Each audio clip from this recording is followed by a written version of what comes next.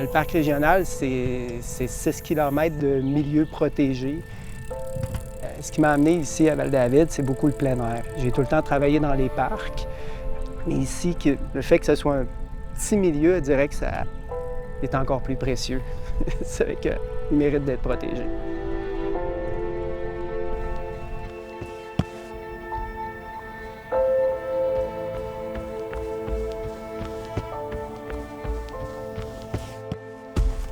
Bonjour, mon nom est Jean-François Boily. Je suis directeur ici au Parc régional Val-David-Valmorin, secteur du Frein. Ce qui m'a amené ici à Val-David, c'est beaucoup le plein air. J'ai tout le temps travaillé dans les parcs, beaucoup pour la CEPAC, d'autres parcs régionaux. Puis quand j'ai vu l'ouverture de poste ici, je me suis dit, aïe aïe, je vais pouvoir aménager ma cour arrière. À mon arrivée en place ici, en fait, moi j'ai été... ça faisait un grand moment qu'il n'y avait pas de direction au parc régional. Il y avait de l'entretien qui se faisait, mais pas énormément. L'érosion avait vraiment pris le contrôle la nature avait repris le contrôle souvent de ses sentiers. Ce qu'on a décidé de faire, c'est que les Living Lab Laurentides nous ont approchés pour faire un projet pilote de formation d'aménagement de sentiers en fonction des changements climatiques. J'ai tout de suite levé la main, je fait « Hey, moi je veux participer à ça avec mes employés ». On a suivi cette première formation-là, puis on a décidé de la pousser un peu plus loin en demandant en fait là, aux formateurs de venir sur le terrain ici, évaluer le travail qu'il y a à faire, puis faire un diagnostic Puis on s'est rendu compte qu'il y avait beaucoup de travail à faire. Depuis maintenant 6 ans, on a une équipe qui travaille dans nos sentiers tout l'été. Un travail colossal à pelleter de la terre, à bouger de la roche. Mais l'idée là-dedans, c'est vraiment de protéger le milieu naturel, d'avoir des infrastructures qui sont pérennes, qui vont durer des années. Les escaliers de roche, les pluies diluviennes ne passeront pas au travers. C'est vraiment l'objectif derrière la formation qu'on a suivie avec Living Lab. J'ai la chance de pouvoir compter sur une équipe qui a énormément de connaissances, une gang de passionnés qui sont là pour les mêmes raisons que moi, pour protéger le parc,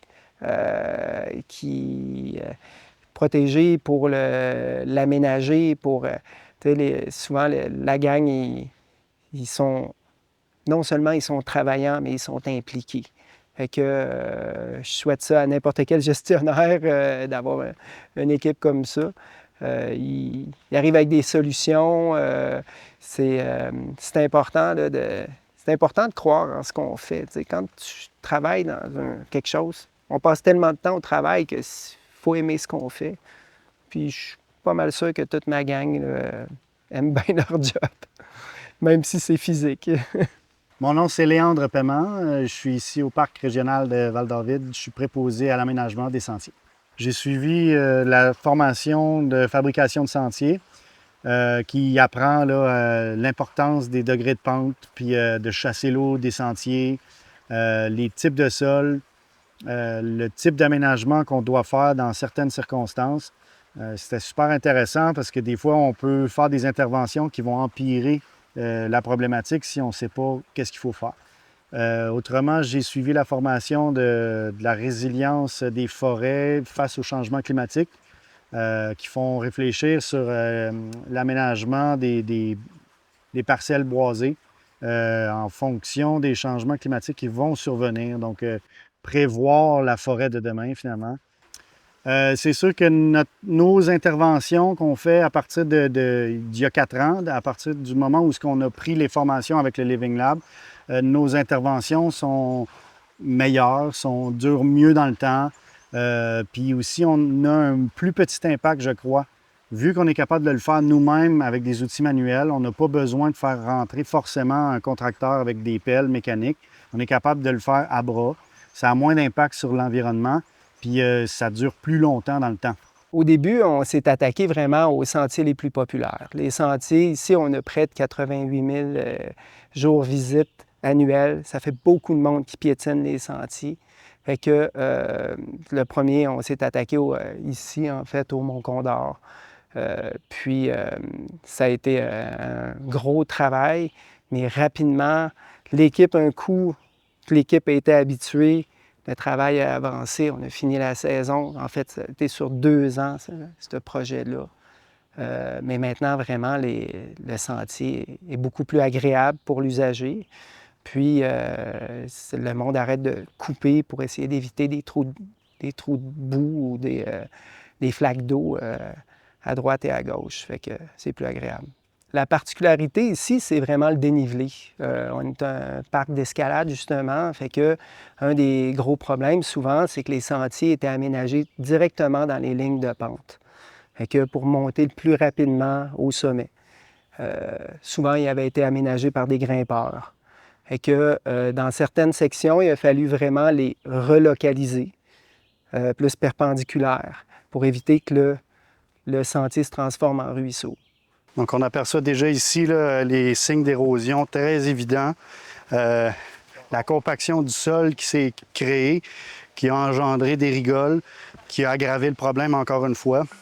Donc là, on a perdu 8 à 10 pouces par endroit là, de la surface du tapis forestier versus la surface de marche.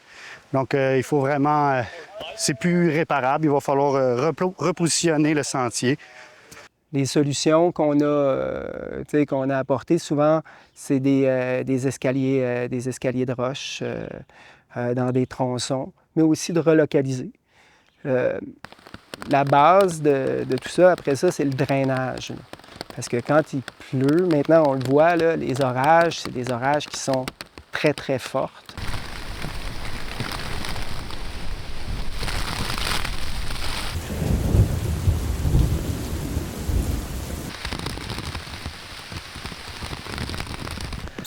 Fait que c'est important que l'eau sorte très rapidement pour éviter... fait que ça, la gestion du drainage en bordure de sentier, c'est un des gros défis. Peu importe le type de sentier, ça reste encore le défi numéro 1 peut-être à prendre en considération. Bel exemple de changement climatique, en 2022, on a été victime d'un derecho. C'est quelque chose, c'est un mot qu'on n'avait jamais entendu, mais en gros, c'est un énorme coup de vent qui couche à peu près tous les arbres sur son passage. C'est un coup de vent qui monte, qui redescend. On a manqué d'électricité ici pendant près de 2 semaines. Ça a été la catastrophe dans le parc. Quand arrivent des événements de même, on n'a pas le choix. On se lève les manches, puis on dit, écoute, avec notre équipe, on s'est dit, bon, par où on commence? Il y a des arbres dans tous les sentiers. On a fait des corvées. Une belle mobilisation citoyenne pour nous permettre justement de réouvrir les sentiers. Parce que c'est ça, c'est un phénomène parmi tant d'autres. En clin d'œil, en fait, nos nouveaux sentiers de vélo qu'on a aménagés au Mont-Plante, en clin d'œil justement au derecho, à ce phénomène climatique-là, on a décidé d'aménager vraiment la piste dans le corridor où est passé le derecho. Fait que les arbres étaient déjà tous coupés. On n'avait pas besoin de découper les gros. Tout ce qu'il fallait faire, par contre, c'est les nettoyer. Il y en avait vraiment beaucoup. Par contre, le travail d'aménagement de sentiers de vélo était tellement gros que on n'a pas eu le choix d'avoir un coup de main de la part de la communauté. La communauté de vélo, les passionnés locaux ont participé à ça. Fait que le résultat est assez incroyable. Je peux utiliser le mot incroyable, en tout cas.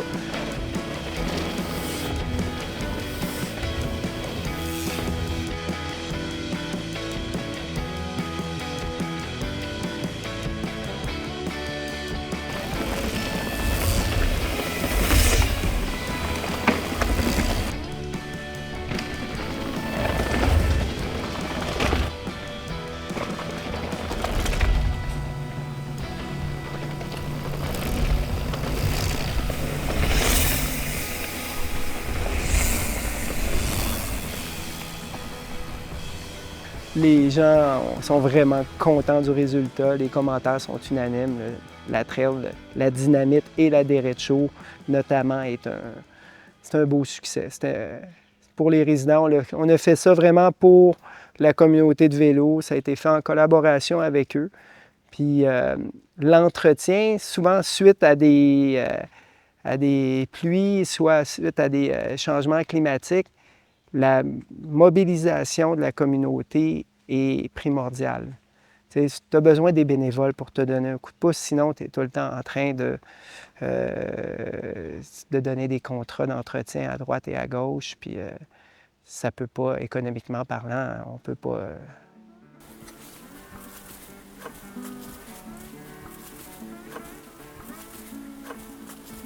Je m'appelle Julien Boudreau, j'ai 78 ans, puis j'aime bien le vélo de montagne. Tous ceux qui arrivent de l'extérieur, qui se servent de la piste, là, ils ne s'imaginent pas tout le travail qu'on fait. Souvent, j'en rencontre des gens quand je travaille, il y a des gens qui me rencontrent et me disent « Vous faites ça? Pourquoi vous faites ça? » Bien, écoute, c'est notre piste, c'est notre parc. Fait que, on s'en occupe, tu sais. S'il n'y a personne, s'il n'y a pas de bénévolat, là, oublie ça, là. Le parc, ils n'ont pas le temps de s'occuper de toutes les pistes, là. Il n'y a pas assez d'employés, là. Ça prend du bénévolat. Fait que dès qu'il y a une corvée, moi, je participe à toutes les corvées, mais ça me fait plaisir d'y aller parce qu'il faut les entretenir, les pistes. Il faut qu'il y ait quelqu'un qui s'en occupe.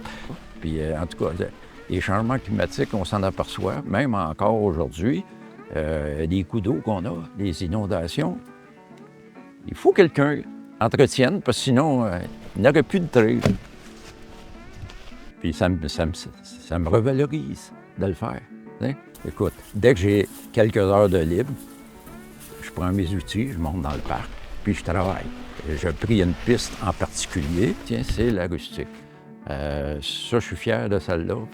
Quand quelqu'un descend la piste, puis il me dit « Bravo, je suis bien content, c'est une belle piste », ça fait ma journée, tu sais. Je dirais, les arbres, en fait, sont probablement la chose la plus importante à garder là, en aménagement de sentier. Souvent, le système racinaire va tenir le sentier en soi, mais les feuilles vont servir d'absorption lors des pluies, des fortes pluies. Parallèlement à ça, avec les arbres qui sont tombés, suite au derecho, d'ailleurs, on s'est mis à faire de la reforestation. On a commencé à replanter des arbres parce que on en a perdu beaucoup. L'idée, nous, d'aménager à la main nos sentiers, c'est de minimiser l'impact écologique sur le territoire. C'est de ne pas rentrer avec une pelle le moins possible. Et que, par contre, c'est sûr que ça coûte cher. Aménager un sentier en montagne, c'est au moins entre 20 et, ça peut être entre 20 et 40 000 $. Il faut, nous, en tant que gestionnaires, s'adapter dans le fond, au changement climatique, puis il faut se prendre d'avance là-dessus. La première chose qui me vient en tête, moi, on a eu beaucoup de ponts, en fait, d'infrastructures, de ponceaux qui étaient pas assez gros. Ils n'étaient pas assez gros pour... fait que là, on s'est attaqué à faire des changements, remplacer des ponts, puis souvent, tu te dis, OK, il me semble que c'est vraiment gros là, comme ponceau versus ce qu'il y avait avant. Mais les coups d'eau, ils sont rendus très gros là, aussi. Fait que ça, c'est un des défis qu'on a parce qu'ici, on a quand même un gros réseau de ski de fond. C'est des pistes qui sont multi. Fait qu'il faut y penser. Là, il faut y penser à long terme parce que c'est des investissements qui sont importants. Là. Fait qu'aussi bien calculer le débit de la rivière, s'assurer qu'on va surdimensionner des fois le drainage, mais de façon à bien résister en fait là, aux orages. Puis c'est sûr que nous, on travaille pour le long terme. Là, comme ici, on vient de fabriquer un pont. On a changé une situation qui était problématique avec un aménagement qui avait été mal fait il y a 50, 60 ans. Il y avait des ponceaux en métal qui étaient complètement délavés, qui étaient rouillés, donc il fallait le changer. Plutôt que de refaire à l'identique, on a amélioré la situation. On a redonné le lit du ruisseau à la nature. Donc, je pense que ça va grandement améliorer la situation ici. Puis aussi, on avait l'hiver, on avait quand on a des redoux, qui vont être de plus en plus fréquents là, dans l'avenir, des redoux en hiver, le ruisseau se gonflait, puis ça venait passer par-dessus la piste de ski de fond. Donc là, on a rehaussé en mettant un pont. Donc, on va pouvoir extensionner notre saison hivernale, nos journées qui sont skiables. Oui, bien, je pense que quand on a une certaine responsabilité, quand on est gestionnaire d'un parc comme ça, il faut, on a une responsabilité par rapport au territoire, mais aussi par rapport à la façon d'intervenir. Fait que de s'outiller via des formations adaptées, puis de faire des partages d'expertise avec les différents collègues. Notamment, nous, on est avec l'Association des parcs régionaux. C'est primordial. Fait que suivre des bonnes formations, s'outiller, à mon avis, c'est le nerf de la guerre.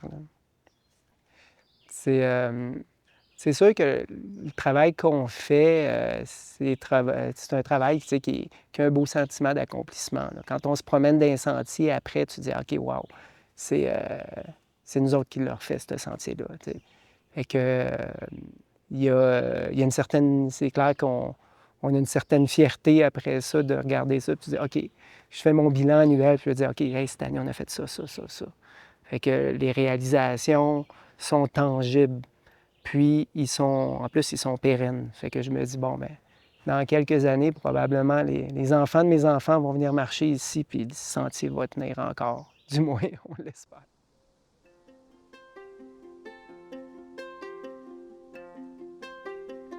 Je m'appelle Marie-Claude Provost, je suis directrice générale du Parc régional Kiamika. Bien, c'est ça. Quand je suis arrivée au parc ici, j'arrivais de la CEPAC, des parcs nationaux avec une structure.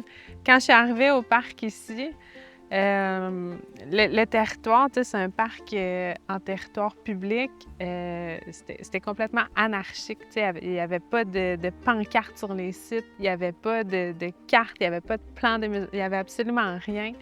J'aime beaucoup la randonnée, le ski de fond, la raquette, le canot. Puis c'est pour ça aussi que j'ai envie de développer ces activités-là, principalement. Mais de là, dire, OK, on part de zéro, on fait un réseau de sentiers de ski, parce que oui, on veut venir se positionner l'hiver. Actuellement, Kiamika, c'est ouvert de mai à octobre. Mais on est en train de construire un nouveau projet, un nouveau poste d'accueil qui va nous permettre, dans le fond, d'être ouvert à l'année. Fait que là, je me suis dit, bien, en étant ouvert à l'année, il faut que les gens puissent faire des activités. Comment on part un nouveau réseau? Bien, c'est sûr que j'ai fait appel à des professionnels. Donc là, Ski de fond Québec, ils m'ont aidé à faire un rapport sur les sentiers. Ensuite, Rando Québec, on a fait toute la cartographie.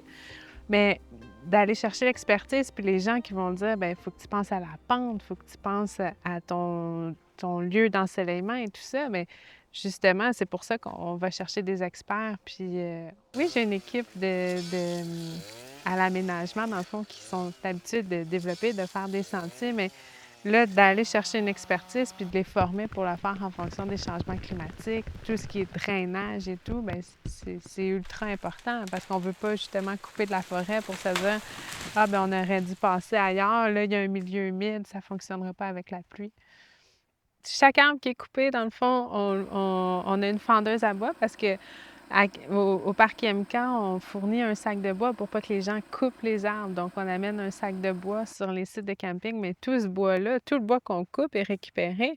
On a un moulin assis, fait que les toilettes sèches, les tables à pique-nique, il n'y a rien qui est perdu, dans le fond, là, quand on fait un projet. Un élément qui est important pour moi, je l'ai mentionné dans ma formation aussi, c'est la conservation des espaces verts, de venir protéger. Puis, le parc, je suis en train de regarder pour mettre une aire protégée sur l'ensemble du territoire, justement pour conserver des espaces verts. On en parle, le développement est freiné, beaucoup de maisons et tout, mais le fait de préserver des espaces, c'est super important. Puis ça fait partie de mon travail aussi, tu sais. Il y a souvent des compagnies forestières qui veulent venir couper dans le parc, des mines qui veulent s'établir sur le territoire. Faut que je défende, faut que je protège le territoire. Ben non, regardez, on a un projet touristique. On s'est fait donner 1,16 million par le gouvernement, le ministère du Tourisme, parce qu'ils croient aux retombées, ils croient à l'importance justement de faire un projet de développement. Alors qu'il y a une compagnie minière qui veut venir s'installer à côté, en face, dans le fond de notre projet. Tu sais, ça va pas ensemble. Fait que, oui, ça a pris beaucoup d'efforts. Faut être perspicace, tenace aussi, parce que c'est pas toujours facile, tu sais, de structurer un territoire en terre publique. Tu sais, il y a des gens qui nous le répètent. Moi, ça fait 40 ans que je viens ici, que je fais ça, puis c'est pas toi qui vas venir, tu sais, m'empêcher de faire ce que je veux. Je veux pas empêcher personne, je veux juste assurer la pérennité du parc, dans le fond, m'assurer que ça soit bien fait.